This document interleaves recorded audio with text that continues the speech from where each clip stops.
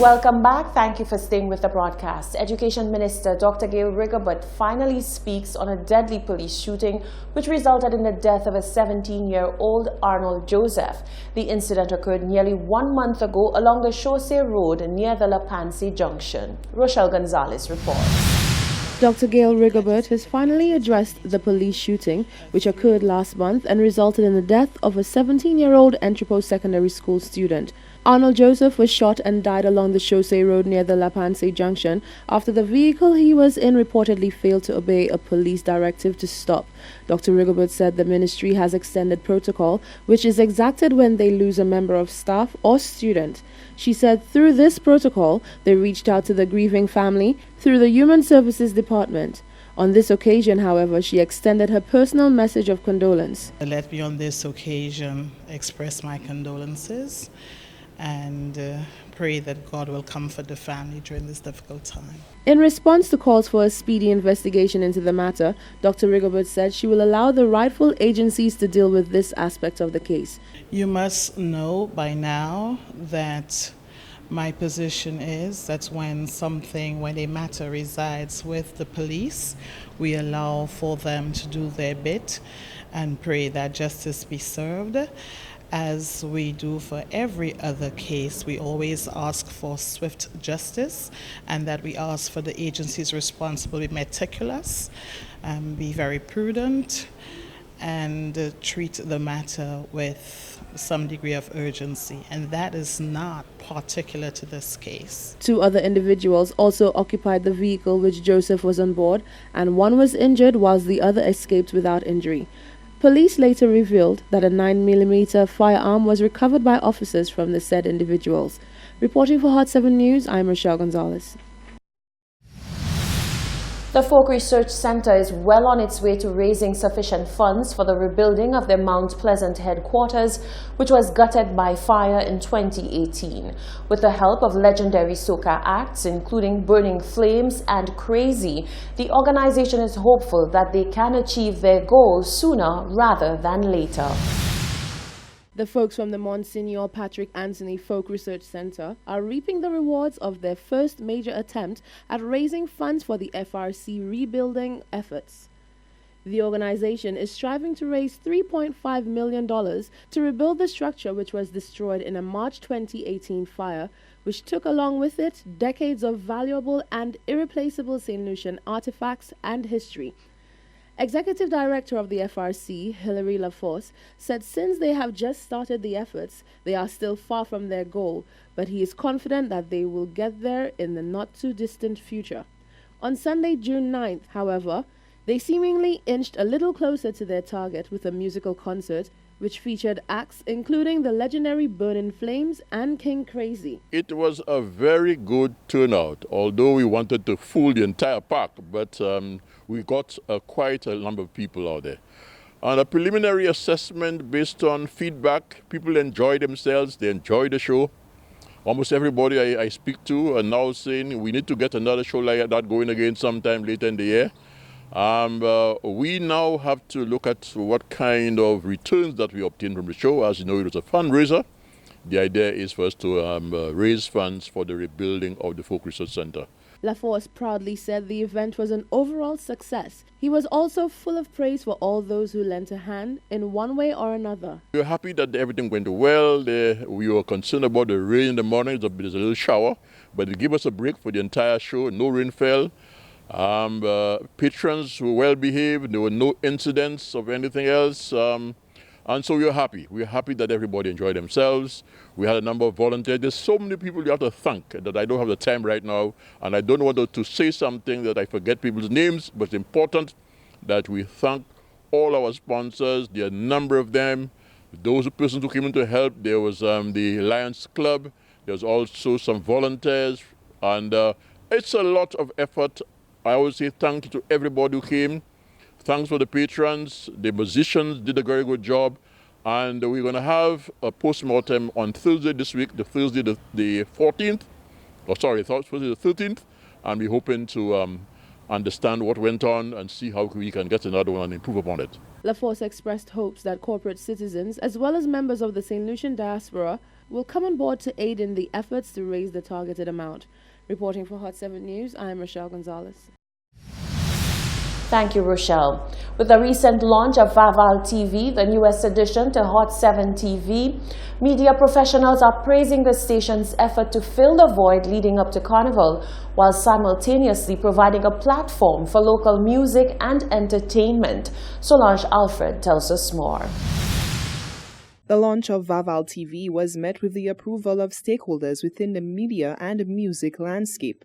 Vaval TV promises viewers an in-depth look into the business of Carnival, taking new approaches and stimulating senses through high-definition TV. Veteran media journalist Tony Nicholas says the idea is one he fully supports to ensure full coverage of the Carnival experience reaches all sections of the island. For far too long, as someone who's been involved in the mass, a reveler, involved in different aspects, I've found that even sometimes after those events, you sit back home and you want to get a sensible review of what is taking place. And there's been a void with that happening. Some of the stations in the past have just featured little highlights, but we tend to forget very often that Castries or Grosley is not St. Lucia. 238 square miles, 17 constituencies, and very often the activities that happen do not permeate the entire country.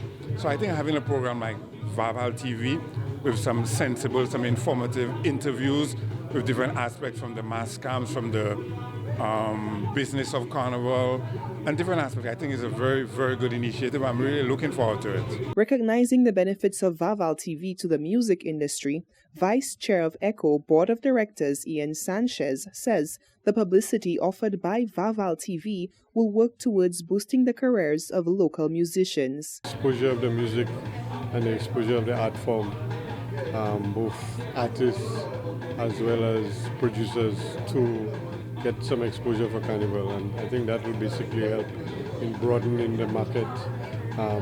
We need as much music to be played, and now we're going to have performances played on TV on a regular basis consistently.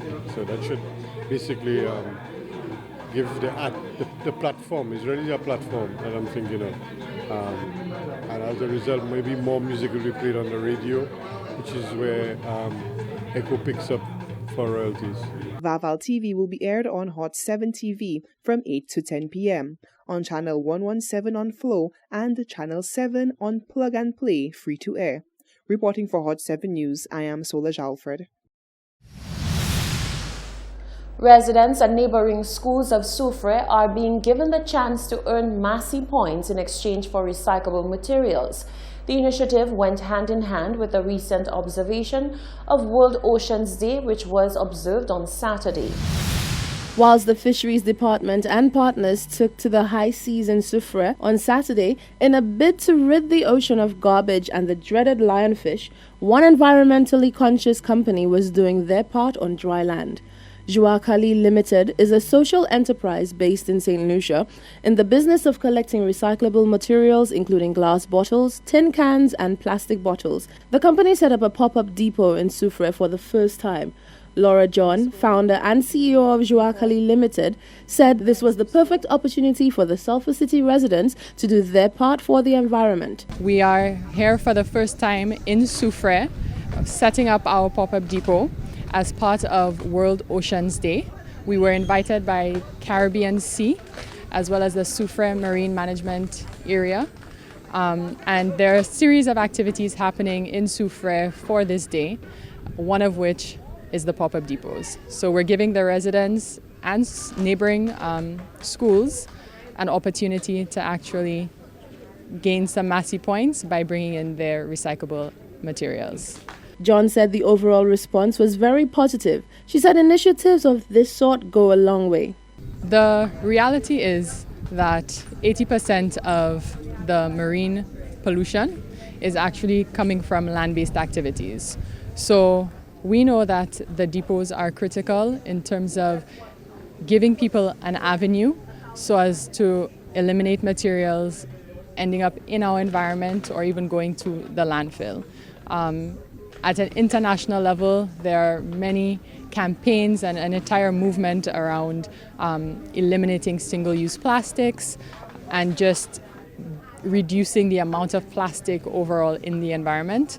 And even within the Caribbean, we've seen islands introduce plastic bans. For St. Lucia, that is something under consideration as well. We know that there's the styrofoam ban coming soon. So definitely the climate right now is really to have initiatives like this to really create access to these types of services, which we did not have before. John went on to say that Massy Stores set a great example by partnering with Joie Kali.